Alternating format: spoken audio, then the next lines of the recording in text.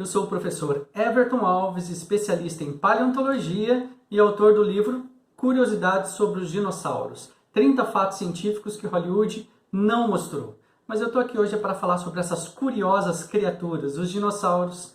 O meu fascínio pelos dinossauros começou da mesma forma como a maioria dos pesquisadores da paleontologia, acredito eu. Ou seja, por meio de assistir o maior e melhor filme de dinossauros, que é a trilogia Jurassic Park. Jurassic Park contribuiu para que gerações adentrassem o mundo da ciência, a partir da influência que exerceu e ainda exerce, sobre a imaginação das pessoas. Bom, tem cerca de 25 características ou itens a serem cumpridos, como se fosse um checklist, para saber se é ou não um dinossauro. Eu vou dar apenas 3 principais exemplos aqui. Os dinossauros, por exemplo, eles tinham um pescoço em forma de S. Os outros animais que a gente conhece hoje, répteis, por exemplo, eles não têm esse pescoço em forma de S. Além disso, os dinossauros tinham 3 ossos ali no quadril, na bacia, como a gente chama, que é o ilho, o isquio e o pubis, e eles se juntam e formam ali um buraco, onde a cabeça do fêmur, que é o osso mais longo da perna, se encaixa, Nós temos esse acetábulo também, que é esse buraco, mas os dinossauros eram os únicos animais que tinham esse acetábulo perfurado, é vazado, tem um buraco aqui. O nosso forma uma paredezinha ali, onde a cabeça do fêmur se encaixa e para, Os dinossauros não. Então essa é uma grande característica que a gente leva em consideração para saber se era ou não um dinossauro. Por exemplo, um réptil de hoje, como um crocodilo, se você for analisar o acetábulo dele, não é perfurado. É igual, parecido com o nosso, onde a cabeça do fêmur se encaixa. Além disso, tem uma outra, terceira característica que a gente leva em consideração, que é as pernas. As pernas dos dinossauros estavam diretamente abaixo do seu corpo, enquanto os outros répteis atuais não têm essa perna debaixo do seu corpo. Por exemplo, um crocodilo. Onde ficam as patas dos crocodilos? Fica nas laterais, por isso que os crocodilos andam serpenteando.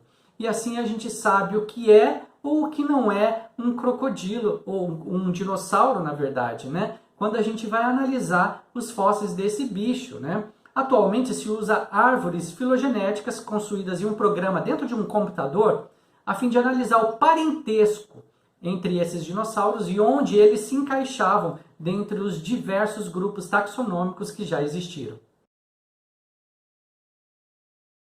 Essa é uma pergunta interessante, viu? Porque a dificuldade já começa no processo de escavação.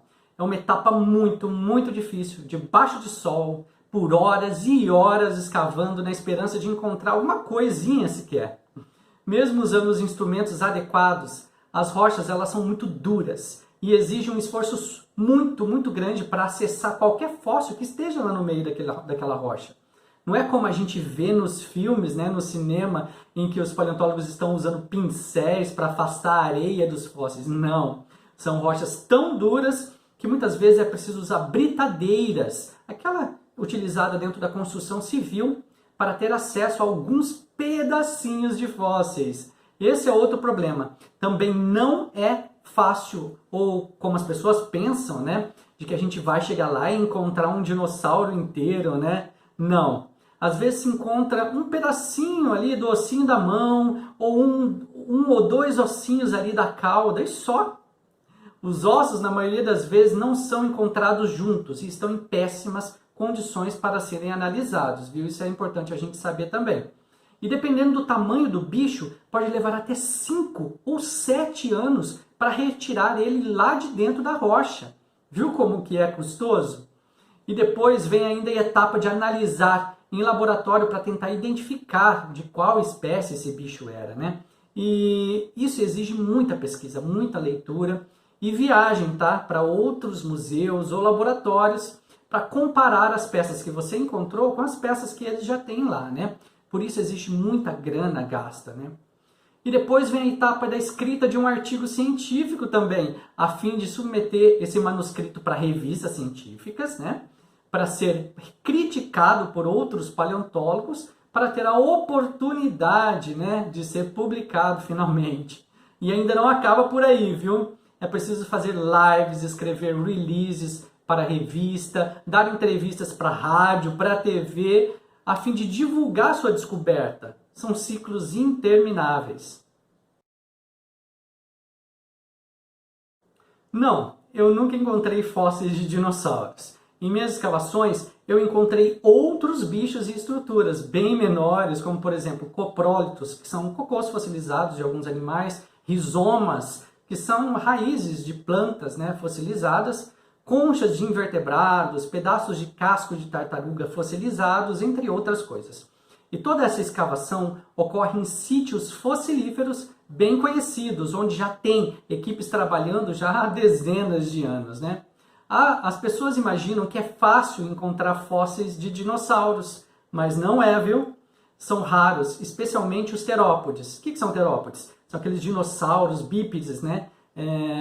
Tradicionalmente conhecidos como sendo carnívoros.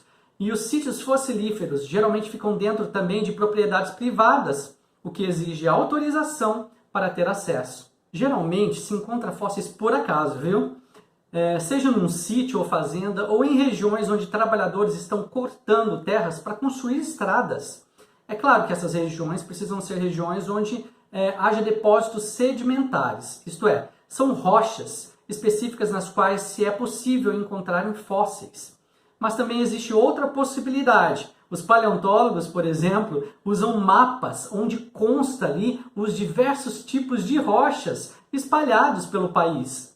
E aí eles selecionam aqueles lugares ou regiões que possuem aquelas rochas mais prováveis de conterem fósseis e parte de viagem para lá para iniciar suas escavações. Bom, dentro da paleontologia há diversos ramos ou campos de estudo a fim de conseguir explicar ou entender melhor como era tanto a morfologia e fisiologia desses animais, como também para entender o ambiente em que ele vivia e se interrelacionava com animais de sua própria espécie ou também com de outras espécies, né? Assim sendo, existem, por exemplo, os ramos da anatomia comparada de dinossauros, estudos de biomecânica, paleoquinologia, paleobiologia, paleontologia molecular, paleopatologia, paleoecologia, entre outros. Então, essas diversas linhas de pesquisa fazem parte de alguns programas de pós-graduação, tanto a nível de mestrado quanto doutorado, em universidades espalhadas tanto aqui no Brasil quanto fora do país também. Assim, qualquer graduado, independente da área que for, história, química, biologia, geologia, pode prestar a seleção para esses mestrados e doutorados, arrumar um orientador, montar um projeto de pesquisa e dar início ali às suas investigações, a fim de conhecer melhor uma ou mais questões acerca dessas criaturas.